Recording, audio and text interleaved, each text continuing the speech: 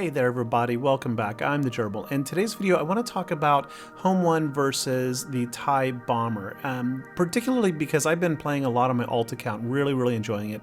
And I've been putting out a bunch of videos lately about the Raven's Claw, and I've got a couple questions from a few people saying that as they're farming out rebels, they've run into TIE Bomber and they're struggling to get past it because yes, the rebel fleet is an amazing offensive fleet, but when that TIE Bomber does enter your fleet arena and applies burning, well, things start to go bad fast, and I'm going to show you how to deal with it. It's actually not really a problem once you learn the proper strategy, so I'm going to walk you through it with two little videos here, and I'm going to show you how easy it is to lose if you do make a mistake or RNG doesn't go your way.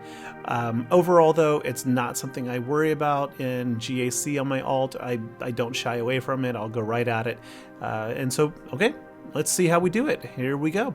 So the fleet I'm going to be using is Raven's Claw, Biggs, Bistan. This is the ideal starting lineup for, I believe, early to mid game, maybe even late game if you don't have profundity.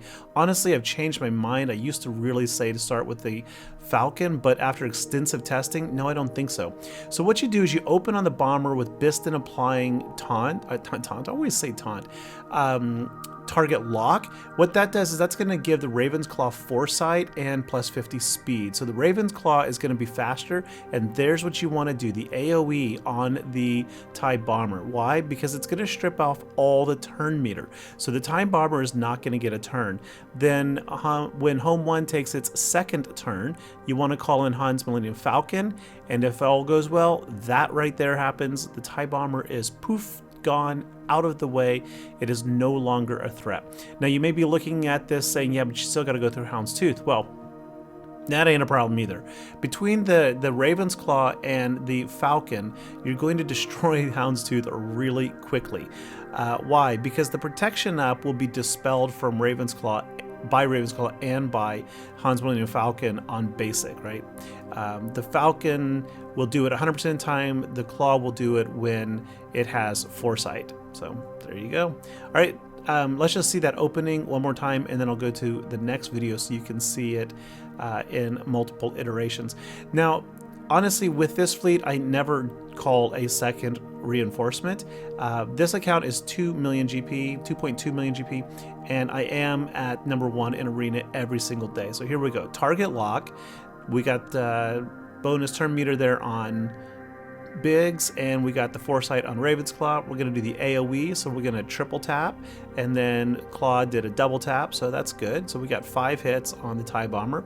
Now we're going to strip off all the turn meter. Bye-bye turn meter. We're going to double tap, call an assist, and every time you assist, you know, you're spreading protection up from Home 1's leadership. Now we're going to reinforce, call in the Falcon, and just say adios muchacha. There she goes. So, okay, let's see this in another battle. Okay, so here's the second one. In this one, let's see here. What do we got? Okay, it's the same opponent. Unfortunately, there's only 1 or 2 maybe TIE Bombers in my fleet shard. But same idea. We're going to open up with the target lock. We're going to double tap.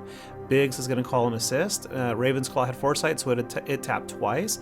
We're going to AoE, and that's going to get 2 assists from the fleet. Raven's Claw, so a double tap.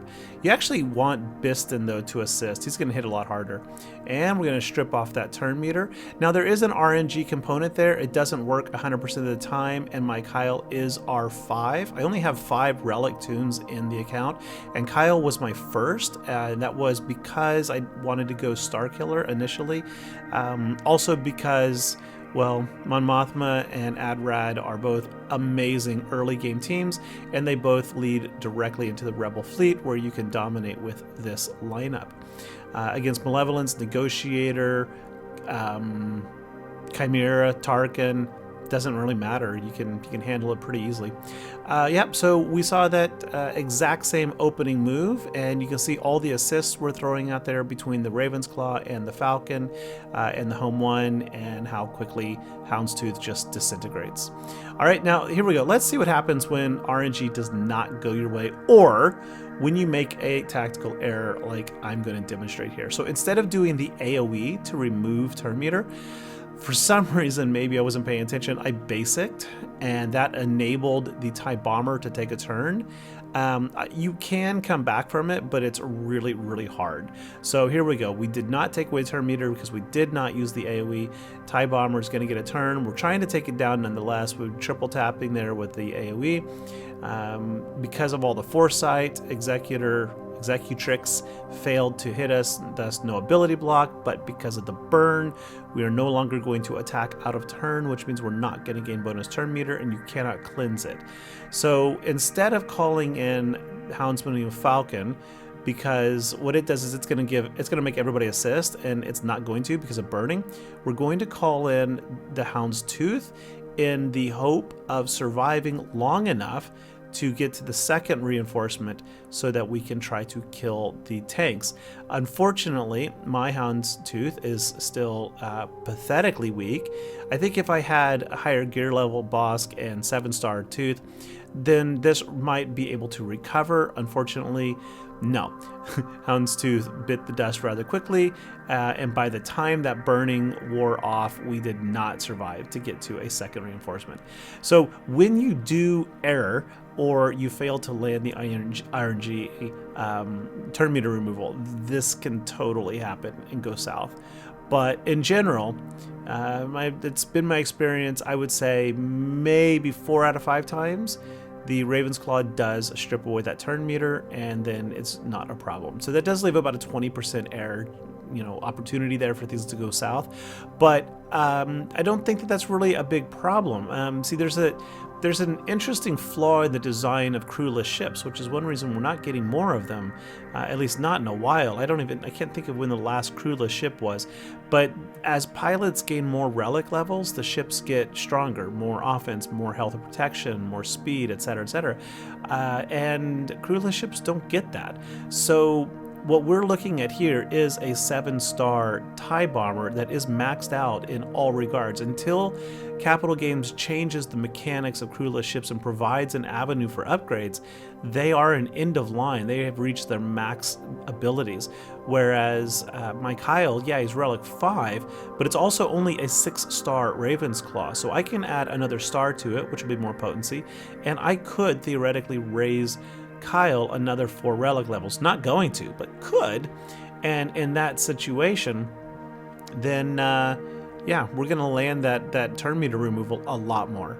Anyway, hey, I hope you enjoyed this video. I hope this helps you get past your TIE Bomber headaches if you have them in Fleet Arena. Thank you for watching, and I will see you all later. Thanks. Bye bye.